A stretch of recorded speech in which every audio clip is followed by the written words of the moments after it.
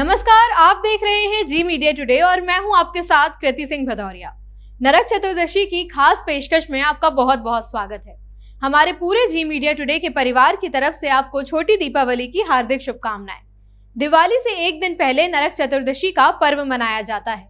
ये पर्व हर वर्ष कार्तिक मास के कृष्ण पक्ष की चतुर्दशी तिथि को मनाया जाता है।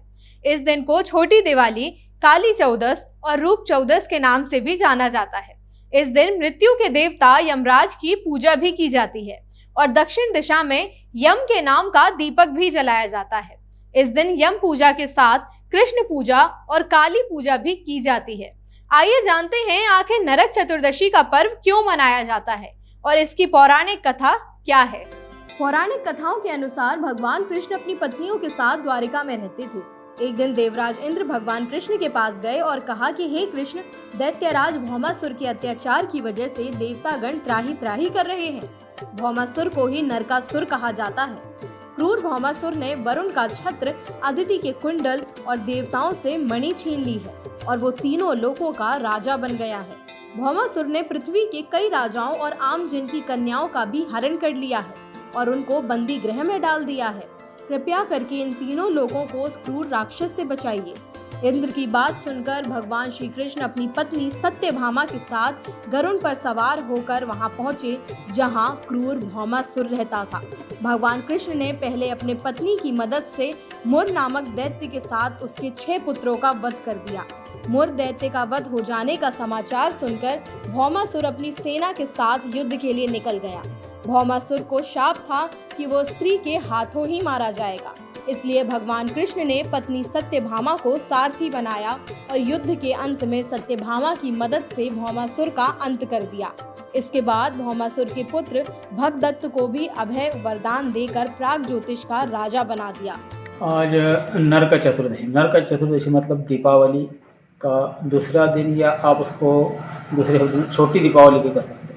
आज छोटी दीपावली को क्या है, आज के दिन अभ्यंग स्नान का ऐसा होता है कि सुबह सूर्योदय के पहले आपको स्नान करना है, ओटन या तेल वगैरह जो भी मसाज करके, और सूर्योदय के पहले स्नान करके आज के दिन हनुमान जी का विशेष पूजन किया जाता है। तो सुबह सूर्योदय के पहले स्नान करें, हनुमान जी का पूजन करें और माता लक्ष्मी के आगमन के लिए, सुस्वागतम के लिए उनको अक्षत प्रदान करें और माँ से कहे कि अगले दिन जो हम लक्ष्मी पूजन वगैरह करने वाले हैं उसके लिए हमारे घर में आए, सुख समृद्धि लाए।